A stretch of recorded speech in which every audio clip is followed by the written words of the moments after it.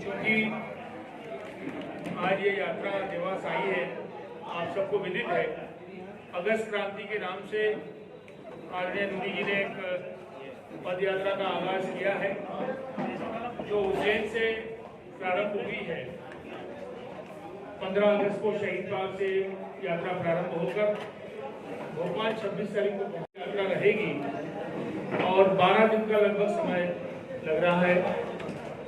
और चूंकि आम जनता के बीच से होती हुई ये आवाज निकली है, उज्जैन से महाकाल के दरबार से आवाज निकलती हुई आज मां चामुंडा के दरबार में पहुंची है, तो निश्चित रूप से कहीं न कहीं प्रदेश के अंदर जिस तरीके का वातावरण है, भय का वातावरण, महंगाई का दौर, कोरोना की महामारी, भयभीत करने वाले निर्णय, शिक्षा जगत शिक्षा माफियाओं का जिस तरीके से कृत्य हो रहे हैं, अवैध भूमाफियाओं के संरक्षण देना, रेत का अवैध व्यवसाय करना, सट्टा जुआ, जिस तरह के सत्ताधारी दलों ने शुरू किया है, उन सब के विरोध में नूरी जी ने यह पदयात्रा निकाली है और जिसके समापन में मुख्य अतिथि माननीय कमलनाथ जी होंगे। आप सब प्रेस के सब साथियों का मैं स्वागत करता हूं शहर कांग्रेस परिवार की ओर से, और मैं नूरी जी को माइक सौंपता हूं कि वो अपनी बात आपके सम्मुख रखें। आदरणीय नूरी जी। हमारे बीच मौजूद शहर अध्यक्ष मनोज राजानी जी, ग्रामीण जिला अध्यक्ष कप्तान साहब और यहाँ पर मौजूद मेरे सभी साथीगण, आदरणीय पत्रकार बंधुओं, आप सभी को ज्ञात है कि आज किस मकसद के साथ में इस पत्रकार वार्ता को संबोधित कर रही हूँ। लेकिन सबसे बड़ी आश्चर्य की बात यह है कि जैसे ही देवास की सीमा में पहुंची तो मुझे खबर लगी कि कल यहाँ पर सिंधिया आ रहे हैं। मुझे ये समझ में नहीं आ रहा कि सिंधिया मेरा पीछा कर रहे हैं या मैं सिंधिया जी का पीछा कर रही हूँ। मेरे घर के बाहर से निकलना, मेरी यात्रा के एक दिन बाद यहाँ पहुंच जाना, शायद उनके पहुंचने से पहले ये जरूर पहुंच जाए कि वो एविएशन मिनिस्टर बन जाए या सिंधिया यहाँ आए। शब्द तो एक ही उपयोग में आएगा कि गद्दार सिंधिया गद्दार थे, हैं और रहेंगे। क्योंकि मेरी इस पद यात्रा में सबसे बड़ा जो मकसद है, कहीं ना कहीं बाबा अंबेडकर साहब के संविधान की और मध्य प्रदेश में प्रदेश की जनता ने अपने लोकतांत्रिक अधिकार का प्रयोग कर जो अमूल्य वोट पूर्व मुख्यमंत्री कमलनाथ जी की सरकार को दिया था और अपने मताधिकार से कांग्रेस की सरकार बनाई थी, तो उस मताधिकार का हनन इस वर्तमान सरकार ने किया है। ये सरकार लोकतंत्र की नहीं बल्कि नोट तंत्र की सरकार है। इसलिए कई सारे मुद्दे हैं, क्योंकि इनका मकसद सिर्फ सरकार में आना था। जिस वक्त पूर्व मुख्यमंत्री कमलनाथ जी ने कहा कि कोरोना है, फ्लोर टेस्ट बाद में किया जाए, उस वक्त शिवराज सिंह चौहान जी ने मजाक बनाया कि क्या कोरोना से डरो ना। लेकिन बाद में कोरोना की दूसरी लहर में 1 साल पूर्व शिवराज सिंह चौहान जी ने मध्य प्रदेश में 19 ऑक्सीजन प्लांट लगाने का वादा किया था। पर कोरोना की दूसरी लहर जब आ गई और ऑक्सीजन की कमी से मध्य प्रदेश के निर्दोष लोगों ने अपनी जान दे दी, आश्चर्य की बात है कि एक ही परिवार में 2, 3 और पूरे के पूरे परिवार की भी मृत्यु इस कोरोना की वजह से हुई। लेकिन मौतें कोरोना की वजह से नहीं बल्कि शिवराज सिंह चौहान की लापरवाही की वजह से हुई। उसके बाद उन मौतों का आंकड़ा छुपाने का काम शिवराज सिंह चौहान की सरकार ने किया। आज जिन लोगों की मृत्यु कोरोना से हुई है उन्हें मुआवजा नहीं मिला है। पत्रकार बंधुओं, जिस परिवार में कोई कमाने वाला सदस्य नहीं रह गया है, उस परिवार को मुआवजा नहीं दिया गया है। तो इस पदयात्रा में मैंने एक बात सोची, 15 अगस्त को इस यात्रा को शुरू करते वक्त 9 अगस्त भारत छोड़ो आंदोलन, महात्मा गांधी जी ने 1942 में भारत छोड़ो आंदोलन की घोषणा की, जिसमें सबसे ज्यादा युवाओं ने भाग लिया। उसी से प्रेरित होकर मुझे महसूस हुआ कि मध्य प्रदेश में लोकतंत्र को बचाने के लिए, जनता की आवाज को उठाने के लिए एक क्रांति की जरूरत है। काफी सोचने के बाद पहले सोचा कि महिला सुरक्षा अधिकार यात्रा निकाली जाए, फिर सोचा कि बेटी बचाओ यात्रा निकाली जाए, फिर सोचा कि साथ में तो हर रूप में, चाहे मेरे साथी हो या निष्पक्ष मीडिया हो, मेरे भाई भी मेरा साथ देंगे, इसलिए इस यात्रा का नाम अगस्त क्रांति पद यात्रा नाम रखा गया।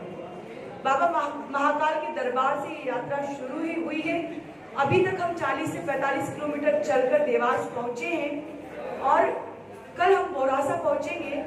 26 तारीख को इसका समापन आदरणीय पूर्व कमलनाथ जी की उपस्थिति में भोपाल में होगा। ये यात्रा महिलाओं के लिए है, महिलाओं की सुरक्षा के लिए है। नेमावर की घटना आपको याद होगी, आदिवासी परिवार आपको याद होगा। आदरणीय कमलनाथ जी ने नेमावर पहुंचकर पीड़ित परिवार को 25 लाख रुपए की राशि दी, लेकिन खुद को मामा कहने वाले शिवराज सिंह चौहान के मुंह से आवाज नहीं निकली। क्यों? अलीराजपुर की घटना, धार की घटना, 9 साल की मासूम बच्ची की घटना, लगातार प्रदेश में और देश में भाजपा के राज में बेटियों की इज्जत लुटी जा रही है। तो इस पदयात्रा के माध्यम से महिला सुरक्षा की आवाज हम बुलंद करना चाहते हैं। नर्मदा शिप्रा लिंक योजना में करोड़ों रुपए का भ्रष्टाचार हुआ है, उसकी आवाज उठाना चाहते हैं। किसानों को मुआवजा नहीं मिल रहा है, वो आवाज उठाना चाहते हैं। कल जो सिंधिया जी जब यहाँ देवास आए, गद्दार सिंधिया, तो उनसे पूछिएगा कि जिन अतिथि शिक्षकों की लड़ाई वो सड़कों पर आकर लड़ने वाले थे, आज अतिथि शिक्षकों को नग्न होकर सड़क पर उतरना पड़ा। क्यों? हमारी आशा कार्यकर्ता बहनें जिन्होंने कोरोना काल में घरों घर जाकर काम किया, उनके लिए कोई सोच नहीं है शिवराज सिंह चौहान की। हमारी नर्स बहनें जिन्होंने अपनी जान की परवाह न किए 24 घंटे काम किया, आज वो आंदोलन कर रही है। पंचायत कर्मी आंदोलन कर रहे हैं, संविदा शिक्षक आंदोलन कर रहे हैं। तो इन सारे मुद्दों को लेकर आज इस पदयात्रा का आगाज हमने किया है, जिसका दूसरा दिन है। आज मां चामुंडा की नगरी में पहुंची हूं। मैं चाहती हूं कि आप निष्पक्ष रूप से कल जो गद्दार सिंधिया आए, उनसे किसानों का और अतिथि शिक्षकों का सवाल पूछें। सिर्फ मंत्री पद के लालच में लोकतंत्र की हत्या की गई है, उसका सवाल पूछें। और मैं देवास की जनता से आशीर्वाद चाहती हूँ आपके माध्यम से कि इस नेक उद्देश्य में हमें सफलता मिले। धन्यवाद। जय हिंद। 1,70,000 का आंकड़ा आया, जिसमें इलाज के अभाव में मध्य प्रदेश में लोगों ने अपनी जान दे दी। शमशान और कब्रिस्तान के आंकड़े जो कह रहे थे, वही सरकार के आंकड़े झूठ कह रहे थे। बड़ा अच्छा सवाल है, जब प्रदेश की जनता मर रही है तो इस सरकार को फर्क नहीं पड़ता, तो मेरे चलने से क्या फर्क पड़ेगा? फर्क पड़ेगा, क्योंकि क्रांति आएगी और जनता को सच पता होगा और 2023 में इस सरकार का तख्ता पलट कर रहेगा। सर्वे के रिजल्ट आ चुके हैं कांग्रेस के पास, कितने हैं? देखिए, लगातार जो सर्वे हम लोगों ने करवाया है कांग्रेस के पास, उसके आंकड़े आ चुके हैं। स्थिति बहुत भयावह है, हमारी सोच से बहुत बाहर है। क्योंकि कोरोना काल में मैंने खुद काम किया। जिस दिन उज्जैन शहर में 60 से 70 लोगों का दाह संस्कार होता था या कब्रिस्तान में दफनाया जाता था, उस वक्त सरकार के आंकड़ों में 4 लोगों की मृत्यु दिखाई जाती है। हमने खुद सर्वे किया। ऐसे लोग हमारे साथ हैं। सरकार मुआवजा नहीं देना चाहती है। आप मुझे एक बात बताइए कि जिस वक्त एक पेशेंट अस्पताल में गया कि उसका कोल्ड की प्रॉब्लम है, लंग्स में प्रॉब्लम है, तो उसको कहा गया कि सीटी स्कैन करवाइए। उसका 70% या 80% लंग्स में इन्फेक्शन आया। उसे कहा गया कि आप कोविड पॉजिटिव हैं, आप एडमिट हो जाइए। वो एडमिट हो गए। एडमिट होने के बाद उससे इंजेक्शन मंगवाए गए, 2 से 3 लाख रुपए के इंजेक्शन लगा दिए गए। उसकी मृत्यु हो गई। तो डेथ सर्टिफिकेट में अस्पताल से जो दिया जाता है, उसमें लिखा गया कि हार्ट अटैक की वजह से डेथ हो गई। या शुगर की वजह से डेथ हो रही है, ठीक है। उसके बाद मामा ने कहा कि मुआवजा दिया जाएगा मरने वालों को, लेकिन मुआवजा किस आधार पर दिया जाएगा? जब उसका परिवार, एक विधवा औरत नगर निगम जाती है, नगर पालिका जाती है कि डेथ सर्टिफिकेट दीजिए, तो कॉज ऑफ डेथ उस सर्टिफिकेट पर नहीं लिखा गया, मृत्यु का कारण नहीं लिखा गया। तो अगर वो कोविड पॉजिटिव नहीं था तो 3 लाख के इंजेक्शन क्यों लगवाए? 6 लाख का प्राइवेट अस्पताल का बिल क्यों बनवाया गया? कर्जे में डूब गया, उसके बाद आपने मृत्यु का कारण नहीं लिखा। ये सरकार 1,70,000 तो भास्कर की खुद की रिपोर्ट थी। और अगर हम कांग्रेस की बात करें, हम एग्जैक्ट में आंकड़ा नहीं बता पाऊंगी, लेकिन लगभग इसमें 1.5 लाख से ज्यादा मौतें हो चुकी है, लगभग। जी, भारतीय जनता पार्टी बनने का काम कर रहे हैं, विपक्ष का काम कर रहे हैं, लेकिन अभी भी आपके पास देखा जाए तो विपक्ष के नाम पर नेता प्रतिपक्ष नहीं है। कमलनाथ जी ने ट्विटर से उनका जो पोस्ट थी वो भी हटा दी, तो क्या देर है आपसी खिंचतान? आपके पास ट्विटर पे उनकी ऐसी कोई स्क्रीनशॉट है जिसमें उन्होंने नेता प्रतिपक्ष लिखा हुआ हो पहले से? नहीं, आपके पास ऐसा है क्या? एक्चुअली बात ये है, हकीकत ये है कि उन्होंने नेता प्रतिपक्ष वहां पर मेंशन ही नहीं किया गया था। ये एक भ्रामक खबर है कि उन्होंने हटा दिया। दोनों पद पर हैं। और पहली बात तो ये कि मुझसे ज्यादा संविधान आप जानते हैं, और संविधान के अनुरूप तो ये कार्यकाल भी हमारा था। तो नेता प्रतिपक्ष के रूप में, प्रदेश अध्यक्ष के रूप में और मुख्यमंत्री के रूप में 15 महीने के अंदर जो काम कमलनाथ जी ने किए हैं वो भाजपा की सरकार नहीं कर पाई है, ये हकीकत है। 100 रुपए 100 यूनिट में 100 रुपए बिजली का बिल कमलनाथ जी ने, और आज बिजली के बिल की क्या हालत है? हजारों रुपए के बिल गरीबों को दिए जा रहे हैं। तो हम अपनी भूमिका निभा रहे हैं। पद से कुछ नहीं होता है, नियत से जरूर कुछ होता है। बिजली के बिलों को लेकर जैसे कि लगातार आंदोलन शहर में कांग्रेस भी कर रही है, इस तरह से कोई प्रदेश स्तर पर कोई बड़े आंदोलन की रूपरेखा तय की? देखिए, लगातार आंदोलन हो रहे हैं। अगर आपने कुछ दिन पूरे युवक कांग्रेस का आंदोलन देखा, किस तरीके से युवक कांग्रेस ने डटकर मुकाबला किया। सेवा दल का देखिए, हर शहर कांग्रेस कमेटियों ने पेट्रोल पंप पर जाकर धरना देने से लेकर, बिजली ऑफिसों में बैठकर धरना देने से लेकर, लेकिन सच अब आपको दिखाना पड़ेगा।